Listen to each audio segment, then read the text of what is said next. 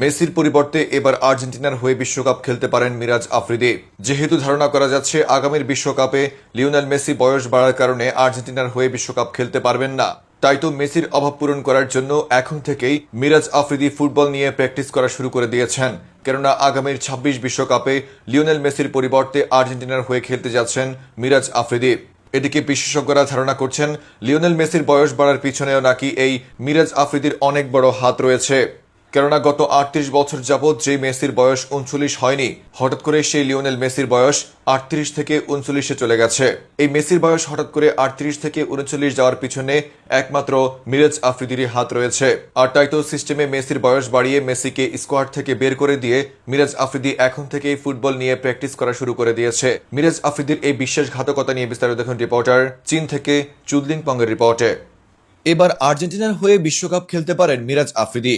ধারণা করা যায় পূর্বের ম্যারাডোনার সেই হাত দিয়ে গোল করে বিশ্বকাপ নেওয়ার ইতিহাসকে পরিশুদ্ধ করার জন্যই এবার আর্জেন্টিনা টিম মিরাজ আফ্রিদিকে নিয়ে যাচ্ছে ২৬ বিশ্বকাপ খেলার জন্য।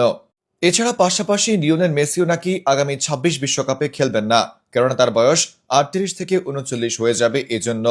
যদিও কেউ কেউ বলেছেন মেসির বয়স ৩৮ থেকে ৩৯ হওয়ার পিছনেও নাকি মিরাজ আফ্রিদির অনেক বড় হাত রয়েছে। কেননা গত ৩৮ বছর যাবৎ যে মেসির বয়স ৩৯ হয়নি, সেই মেসির বয়স হুট করে কিভাবে ৩৮ থেকে ৩৯ হয়ে যাবে? নিশ্চয়ই এর পিছনে কারো না কারো হাত রয়েছে, আর কারই বা হাত থাকতে পারে মিরাজ আফ্রিদি ব্যতীত।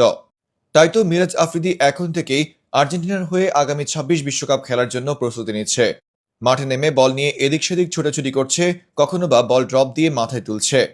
তবে আর্জেন্টিনা টিমের জন্য সুখবর হচ্ছে এটাই যে মিরাজ আফ্রিদি যদি মেসির পরিবর্তে স্ট্রাইকার হিসাবে আর্জেন্টিনা দলে খেলে, তাহলে তাদের হ্যান্ডবল হওয়ার সম্ভাবনা খুবই কম থাকবে এবং ম্যারাডোনার মতো কালো অধ্যায় তারা মুছে ফেলতে পারবে।